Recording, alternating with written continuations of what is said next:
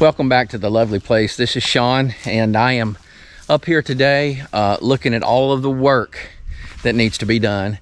It's been a couple of weeks since I've been able to be down here and really accomplishing much, but we had a storm the other night, probably about a week and a half, 2 weeks ago, and I want to show you what happened. We saw the storm on camera because, I mean, as the thunder was rolling and the lightning was flashing and that rain was coming down, my cameras were just going off like crazy. I was getting all these notifications.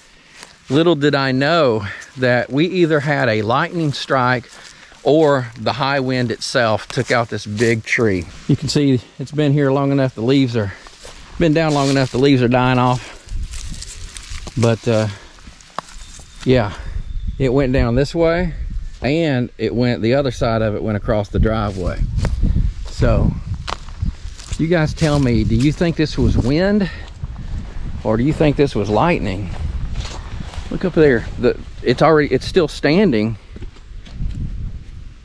That's probably, gosh, I don't know, 50 feet up where it broke, maybe 60.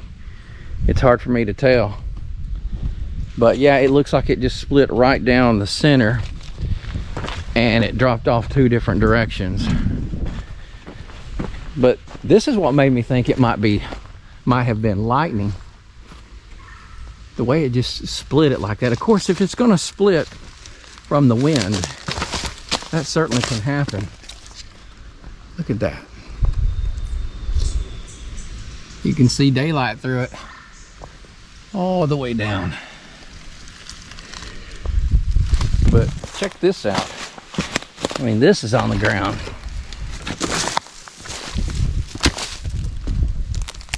It looks like it just hit it and blew it apart right there.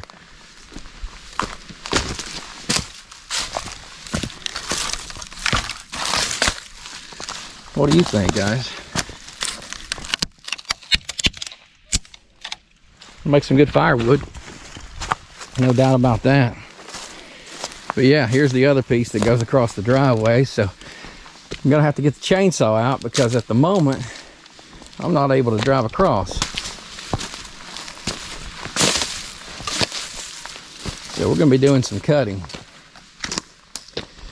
But today, I'm not sure that I'm gonna get to that. I came up here for a couple of reasons and I've noticed the field's already grown up a lot and there's a whole lot of work to do out there. That probably won't get done. What I originally came up to do today with limited time, I went and bought some T-posts and I just want to set them down along that line. If you watched our previous survey, if you watched our previous video, we did a survey and I've got the borders laid out for the driveway. I want to hit some T-posts every few feet so that we maintain that line and we don't lose it. And so we can put up our fence and gates. And that's what I'm gonna do. I have a slight hydraulic, not slight, it's a pretty bad hydraulic leak that I discovered when I was cutting the field this past time, and it's coming from my third function. And so I'm gonna get the tractor out and see if there's just some loose nuts that I need to tighten up. We'll see what that ends up becoming, and hopefully it won't be a big deal. But yeah, we got some work to do up here. If you've not joined us before, if this is your first time seeing us here at the lovely place, let me tell you a little bit about us. Me and Mrs. Lovely, we were raised in a way back in a different time when this world was not in the condition that it's in now. And as the world has changed and things have gotten worse and out of hand, it was a no-brainer for us that we needed to do something to create the ability to be self-sustaining, the ability to grow food, to not rely on the grid and other folks or the store, the chain of supply, all of those things that are failing and that we have seen fail, and get back to nature and to farming. And so this is not for the lighthearted. However, And this is more work than I ever dreamed it would be. I mean, and we've not even gotten started. I mean, we're just getting it developed. This homestead is not a homestead yet. This is a future homestead. It consists of a total of 60 acres. We've got a lot of pasture land out here, or land that can be turned into good pasture. Right now, I don't think it's that high quality, and we need to do some stuff to make it a higher quality pasture. We got over 40 acres of woods with all kinds of wildlife. We've got bobcat, we've got coyote, that's our predators, and there's possums, raccoons, and then we have wild turkey, deer, you know, all the typical things that you see in the great state of Tennessee. We're not in bear country at the moment, and hopefully the black bear don't come quite this far. We've not ever seen any signs of them, and we had a little scare on our cameras that we thought we saw an actual mountain lion or a cougar. Those are extremely rare sightings here in Tennessee. They don't happen much at all, but they have happened. But I don't think that's what we saw. I believe what we saw was a dog that looked a lot like a cougar, color, tail size, even ears and muzzle, and it had a pup, I guess, with it, just tagging right along beside of it.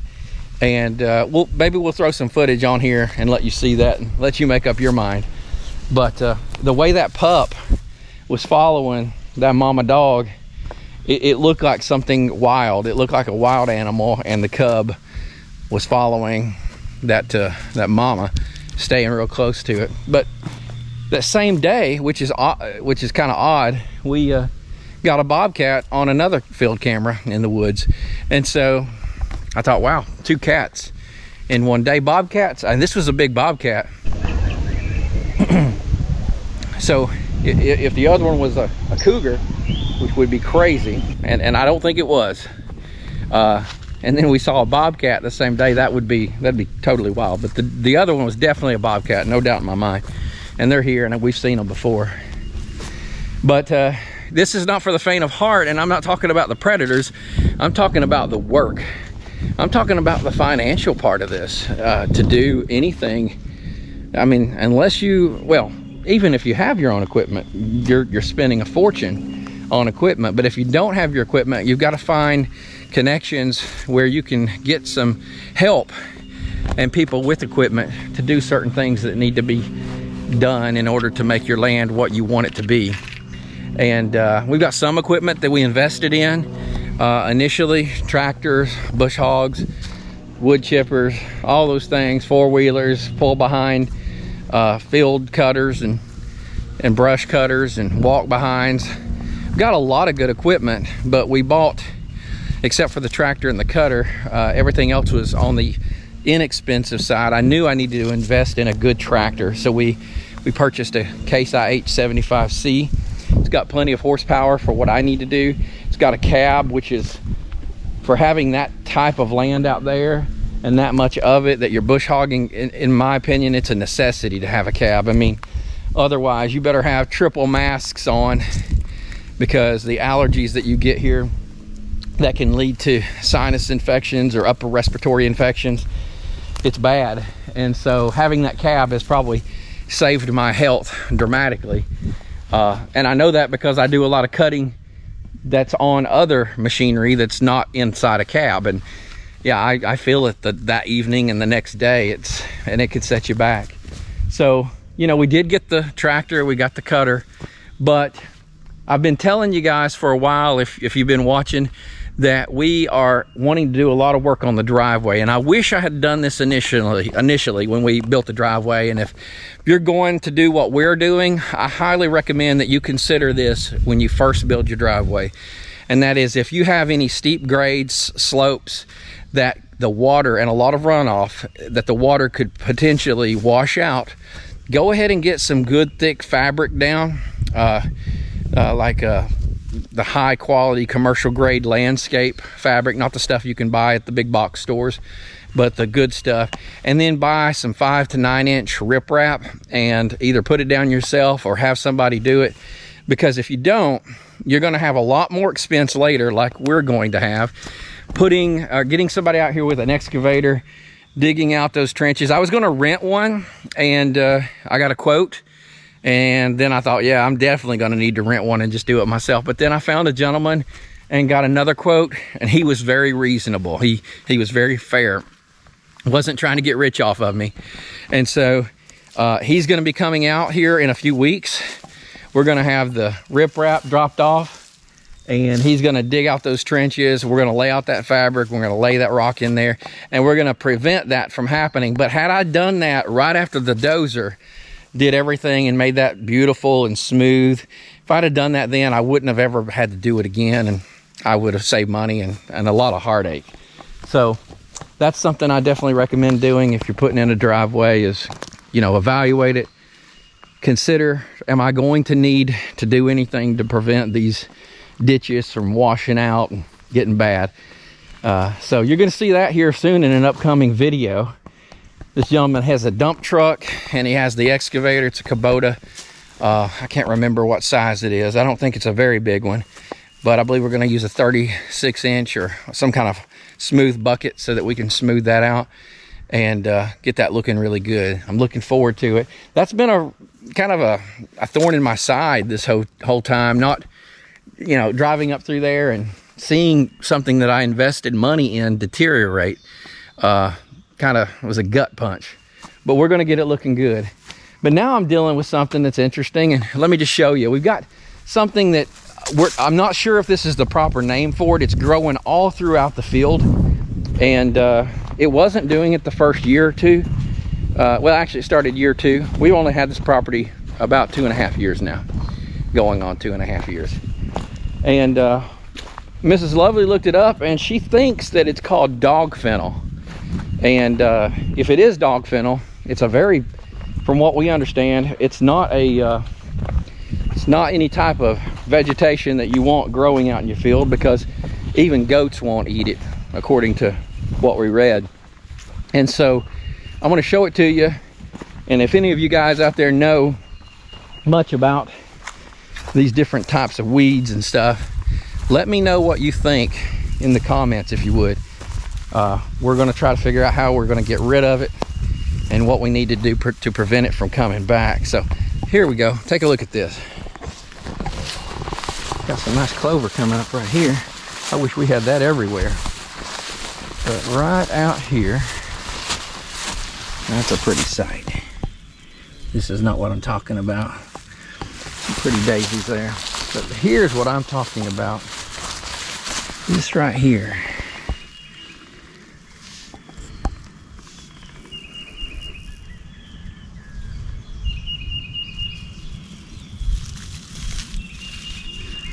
And you can see it's all over the place.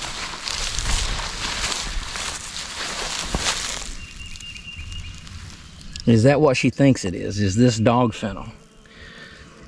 If it's not, what is that? We definitely want to get rid of it. We want to get some good grass, some good pasture land. I've created myself a grid for fencing. I'm hopefully gonna be putting a pond in this low area right here, just on the other side of this pile of brush and trees. That'll go out this way. Then on the other side of that, we'll have a fence, and it'll grab, we're gonna fence off about 5 acres on that side, but it's on this side of the crest of the hill there. On the other side of that crest is our driveway, and there's another good 5-acre tract that we're gonna fence off over there. And then down here, I'm gonna fence off 5 acres. And I'm going to hopefully put another pond down there, down low near the creek, so we can have a pond up high here and a pond down low there.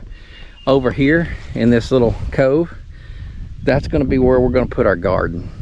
The sun rises out here in the east, and you can see south is this direction. So this area gets sun in the summertime from sunrise all the way to about 3-4 o'clock, just depends on the time of the year. So we'll probably put a big long garden right there, come over this way somewhat. And I think we're going to need to be putting, well, the house eventually is going to go up here. Got the barn over there, And I believe we're going to bring in a septic system and hopefully put our field lines over this way. We have our work cut out for us. And you need unlimited resources to make this happen. And unfortunately, that's not where I stand today. I don't have unlimited resources. I don't know anybody that does have unlimited resources. But anyway, this is where we are. We want to make this a self-sufficient property. We need water and we need electricity. And if you've not been around and know what the plans are, we have already purchased the solar system, all the panels, the inverters, the battery storage, the whole 9 yards. We've got it all. We just got to finish the front of the barn here. We're calling it a tiny house in the front. It's not going to be a tiny house. It's not a living space, but it is a place that you could live in an emergency. There's no doubt about it. And we're going to do water catch off of the roof. We got the gutters installed. We're going to be plumbing it back to some tanks, and we're going to have water. And just right over here is a hill that goes down, and it's real low land all the way to the creek, going that direction toward the north. And the creek runs from west to east. And so down here at the bottom of this hill, I have a feeling that we could dig a well back there pretty good. I have a feeling we wouldn't have to go too deep to find water. And we could pump it up all the way to this house into that barn eventually. And we could have well water up here too. So that's the long-term plan, is to have well water. Initially, in short term, we're going to get rain catch coming in. And hopefully sooner rather than later, we will get that solar hooked up. I guess I'm a little timid about the solar. We still have to finish out the interior to be ready to hook up the solar. And it's just something I've never dealt with. I'm not an electrician. But, you know, I do have YouTube to watch. So there you go. And we will record all of this. And so if I do it myself, you'll get to see it. If I hire somebody to do it themselves, or if I hire somebody and they help me do it. In any case, you're going to get to see all of that happen, and a lot more here at the lovely place. We also installed propane not too long ago, and I actually did all of that myself, except bring the tank in and get it installed. But I did all the interior plumbing of the propane pipe, the black pipe in the barn here, and it went pretty smooth. Again, that was something I never have done, but I went to the school of YouTube and it worked. So that's also on a couple of videos if you want to check those out. But yeah, every time we come up here, it's like a game. It's like how many sticks have fallen, how many branches have fallen that we need to pick up and add to our pile. Luckily we have a grapple, and I'm gonna get that hydraulic leak fixed, and we can start grappling a lot of this and getting it to our piles for burning. So, you know, for the moment, I'm gonna call this video done. I just wanted to catch up with you, let you see some of the crazy work that's got to be done around here, and let you know that, hey, I'm all for going off grid. I'm all for you making a way to provide for your family when everything else is not working for us. And I think you should do that. But prepare your heart, prepare your mind, prepare your soul, prepare your body, and take my advice. If you're young, do it young. Do it while you're younger, while you have more energy and more capability. But it's challenging. I know the financial side is challenging for a lot of us. And you don't have to start big. You don't have to get 60 acres. You can start with an acre or less if you have to. You can definitely do a lot of things with 2 acres. But start with something. Start with what you have. In fact, if you live in the middle of a neighborhood in the suburbs or in the city, get some grow bags. That's what we're doing at our house right now. We've got grow bags. In fact, we just put out 12 more grow bags yesterday and loaded them down with tons of topsoil and peat moss. Not topsoil, garden or potting soil. and some peat moss, mixed it all up. And Mrs. Lovely's there right now putting in all the plants that she started from seed, and some seed potatoes as well. And we've got more plants than we know what to do with right now. You can grow plants. We're gonna need to get a greenhouse out here. I didn't mention that. And maybe some high tunnels. So, man, this is it's fun, but it's absolutely overwhelming if you look at it as a whole. And you can't do that. You have to take on one thing at a time. And right now, I'm gonna fix my tractor. So thanks for joining us here at the lovely place. I hope you come back. Subscribe if you wanna see us through this amazing adventure. I was gonna say through this struggle, but it's gonna be an adventure, and we're gonna do some really good things and really make some good plans for our family so that we, through God's will, can take care of ourselves and hopefully some others along the way. Hope you learned something today. I hope this was informative. Give us a like if you want to, and we'll see you next time here at the lovely place. Thanks a lot.